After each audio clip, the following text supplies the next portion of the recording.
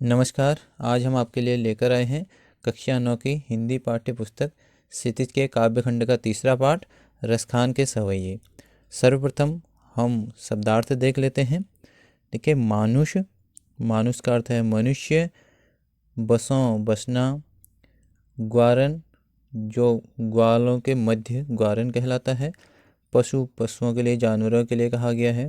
वस, यहाँ पे बस का अर्थ है वश में होना। मझारन, बीच में। पाहन, पत्थर को कहा जाता है। गिरि, पर्वत, पहाड़। छत्र, छाता। पुरंदर, इंद्र को कहा गया है। धारण, धारण करना। खग, पक्षियों के लिए। बशेरो, बसेरा करना या रहना। कालिंदी, यमुना नदी के लिए कहा जाता है। कूल, किनारे। कदम्ब, वृक्ष होता है एक कदम्ब का। डारन, डाल। तो अब हम इसका भावार्थ देखते हैं। यहाँ पर जो कवि हैं रसखान, वह इस सवैये में बता रहे हैं कि किस प्रकार से अगर वह अगला जन्म लें तो अगले जन्म में जो भी जिस भी रूप में वह जन्म लें तो वह सिर्फ गोकुल में ही जन्म लेना चाहते हैं। पहली पंक्ति देखिए, मानुष हों तो वही रसखानी, बसों ब्रज गोकुल गांव के ग्वारन। तो यहाँ पे रसखान कहते हैं कि हे प्रभु, यदि मैं अगले जन्म में मानव रूप में जन्म लूँ तो मैं इसी गोकुल गांव में ग्वालों के बीच में रहूं, अर्थात ब्रज भूमि में ही मेरा जन्म हो, यही मैं निवास करूं। फिर अगली पंक्ति में कहते हैं, जो पशु हों तो कहाँ बस मेरो। अगर मैं पशु के रूप में अगला जन्म लूँ, मेरे बस में तो नहीं है, कहाँ बस मेरो, मेरे बस में तो नहीं है, लेकिन फिर भी अगर मैं पशु के रूप में जन्म लूँ तो चरों नित नंद की धेनु मझारन, तो मैं गाय बन करके नंद बाबा के गायों के बीच में ही चरता रहूं। फिर अगली पंक्ति में कहते हैं, पाहन हो तो वही गिरि को, जो कियो हरि छत्र पुरंदर धारण। अगर मैं अगले जन्म में पत्थर बनूं, पत्थर का रूप लूं, तो मैं उसी गोवर्धन पर्वत का पत्थर बनूं जिसे भगवान श्री कृष्ण ने इंद्र के प्रकोप से ब्रजवासियों की रक्षा के लिए छत्र के रूप में धारण किया था। फिर अगली पंक्ति देखिए, जो खग हों तो बसेरो करो, मिली कालिंदी कूल कदम्ब की डारन। और कहते हैं कि अगर मैं खग बनूं, अर्थात मैं पक्षी बनूं, पक्षी के रूप में मेरा अगला जन्म हो, तो मेरा बसेरा कालिंदी अर्थात यमुना नदी के किनारे स्थित उस कदम्ब, कदम्ब के पेड़ पर हो जिसके नीचे श्री कृष्ण अपनी मधुर बांसुरी बजाया करते थे।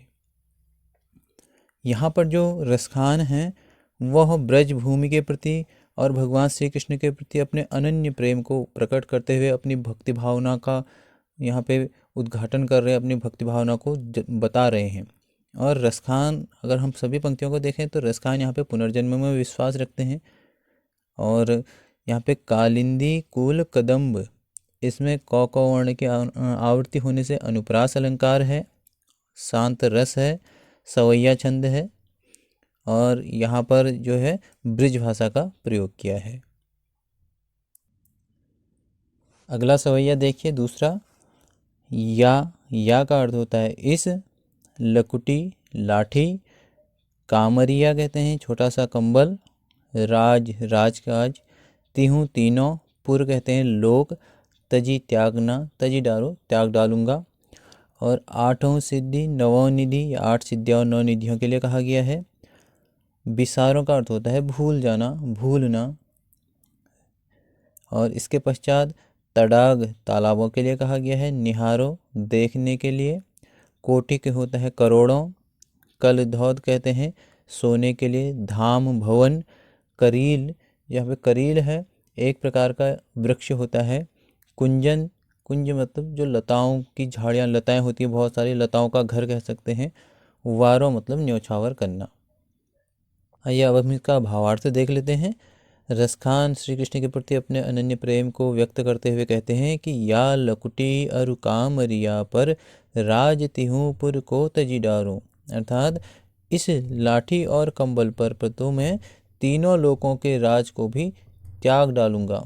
और वह लाठी और कंबल वही हैं जिन्हें ओढ़ करके जिन्हें ले करके भगवान श्री कृष्ण जो है ग्वाल बालों के साथ जंगल में गाय चराने के लिए जाते थे।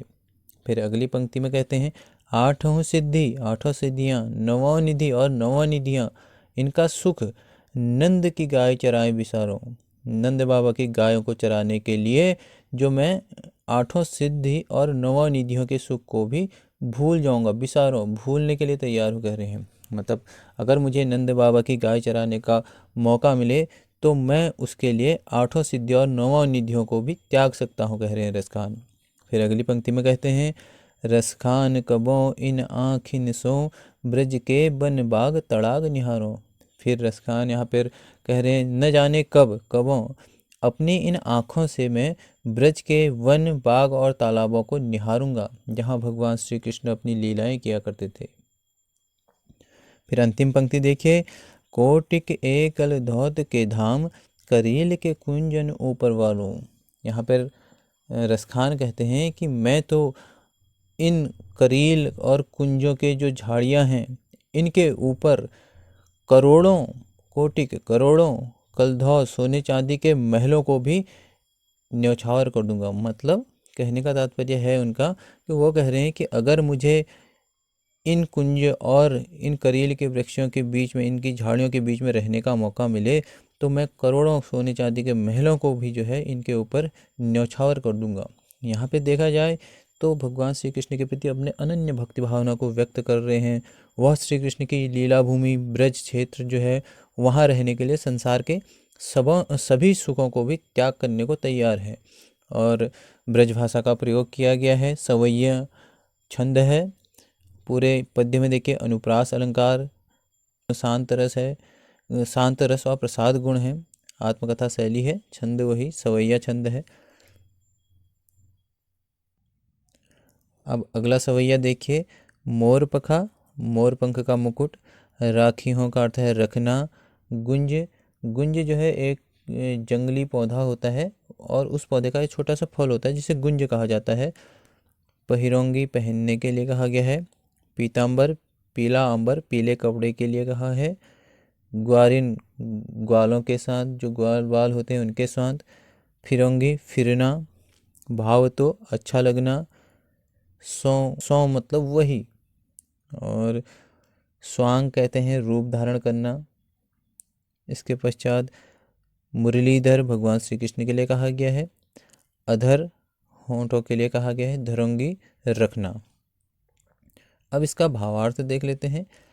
इन पंक्तियों में जो कवि है वह बता रहे हैं कि एक दिन एक गोपी जो है अपनी सखी से कह रही है, अपनी दूसरी मित्र जो गोपी है उससे कह रही है कि मोर पखा सिर ऊपर रखियो, कि हे सखी मैं श्री कृष्ण की तरह मोर पंख को अपने सिर के ऊपर धारण करूंगी।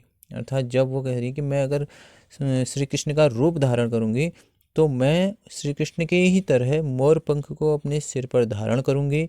गुंज की माला गले पहरूंगी, और जो गुंज के पौधों की जो माला है, जो गुंज के फलों की माला है उसे मैं गले में धारण करूंगी। ओढ़ी पीताम्बर लैलकुटी, और श्री कृष्ण की तरह ही मैं पीले रंग के कपड़े ओढ़कर हाथ में लाठी लेकर गोधन धन ग्वारिन संग फिरूंगी। गोधन अर्थात गायों को लेकर के ग्वाल बालों के संग जो है वन वन घूमूंगी।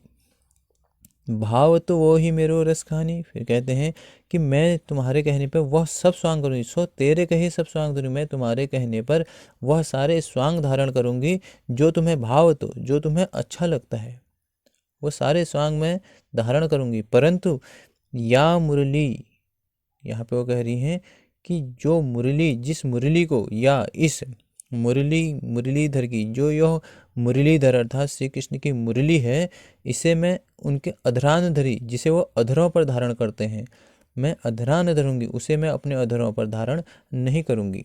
एक बार इस पंक्ति को फिर से देखिए। कहते हैं कि या मुरली, इस मुरली, जो ये मुरली है मुरलीधर की, भगवान श्री कृष्ण की यह जो मुरली है, इसे अधरांधरी, जिसे वह अपने अधरों पर धारण करते हैं, अधरों पर रखते हैं, अधरान धरूंगी, मैं इस मुरली को कदापि अधरों पर नहीं रखूंगी, ऐसा वो कहती है। अब यहाँ पर क्या है, कवि ने बताया है कि जो गोपियाँ हैं वह मुरली के प्रति एक सौतन का जैसा भाव रखती हैं। अब यहाँ पे सब स्वांग देखिए, यहाँ पे सब स्वांग है और मुरली मुरलीधर है यहाँ पर। इसके पश्चात गोधन ग्वारिन है। इन सब में अनुप्रास अलंकार है। धौ वर्ण की आवर्ती होने से यहाँ पे एक नाद सौंदर्य उत्पन्न हो रहा है। और रसखान जो है अपने इष्ट देव भगवान श्री कृष्ण के प्रति एक समर्पण का भाव यहाँ पे दिखा रहे हैं। यहाँ पे जो अधरान धरी अधरान धरूंगी ये पंक्तियाँ हैं, यहाँ पे यमक अलंकार है। अधरान का अर्थ होता है अधर होठों पर, और अधरान होठों पर नहीं। तो इस वजह से यहाँ पे यमक अलंकार है, क्योंकि भाषा सरल है, ब्रज भाषा है और सवैया छंद का प्रयोग किया गया है। तो हमारा आज का आखिरी सवैया है। देखिए यहाँ पे काननी, कानों में दें देना, अंगुरी अंगुली जो है, और मुरली धुनी धुनी ध्वनि के लिए कहा है। बजे हो बजना मंद मधुर मधुर। मोहिनी अर्थात है मोहित करने वाली जो होती है। तान कहते हैं जो उसकी धुन है मुरली की। गोधन, यहाँ पे गोधन का अर्थ है ब्रज क्षेत्र में गाया जाने वाला एक लोकगीत होता है जिसे गोधन कहा जाता है। टेरी पुकार करके बुलाना जो है वो टेरी कहलाता है। शीघ्र, संपूर्ण या सभी। काल ही, कल। को, कोई। कितना समुझे हो, समझाएं। मायरी मतलब होता है हे माँ। वा मुख की मुस्कानी। संहारी, संभाली। न जह नहीं जाएगी। और अब यहाँ पे इसका भावार्थ देख लेते हैं कि भावार्थ यहाँ पे क्या है।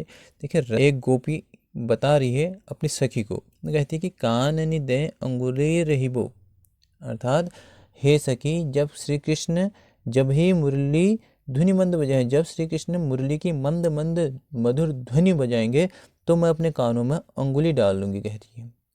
क्योंकि अगर मैं उस ध्वनि को सुन लूंगी तो मैं उस धुन को सुन करके उनके पास चली जाऊंगी। फिर अगली पंक्ति में कहती हैं मोहनी तानन सौ रस खानी, अटा चढ़ी गोधन गए हैं तो गए हैं। यदि उन्होंने अटारी पर चढ़कर मोहनी अर्थात मादक गीत शुरू कर दिया, जो गीत है उसे ध्यानपूर्वक नहीं सुनूंगी। अगर मैंने सुन लिया तो मैं अपना घर छोड़कर उनके पास चली जाऊंगी। फिर अगली पंक्ति में कहते हैं तेरी कहो सिगरे ब्रज लोगनी, काल ही को कितने समझे हैं। कह रही है कि मैं कल ही सारे ब्रज के वासियों को बुलाकर बता दूंगी। टेरी कहूँ, टेर करके आवाज लगा के बुला बुला करके बता दूंगी कि मैं अब श्री कृष्ण की बांसुरी की धुन नहीं सुनूंगी। काल ही, कल ही। को कितने समझे हो, चाहे वे लोग मुझे कितना ही समझा लें, कोई मुझे कितना ही समझा ले, लेकिन मैं अब श्री कृष्ण की धुन को नहीं सुनने वाली हूँ। बांसुरी की धुन कह रही है।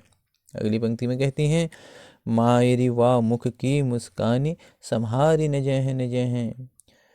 फिर कहती हैं परंतु जब श्री कृष्ण मेरे सामने आएंगे तब मैं उनकी वह मुस्कान, मायरी वाह मुख की मुस्कानी, उनके मुख की वो मुस्कान जो है उस मुस्कान को किसी भी प्रकार से संभाल न सकूंगी। संभाली न जाए हैं अर्थात उन्हें देखते ही मन में जो खुशी उत्पन्न होगी मेरी, मैं उस खुशी को नहीं छिपा सकूंगी।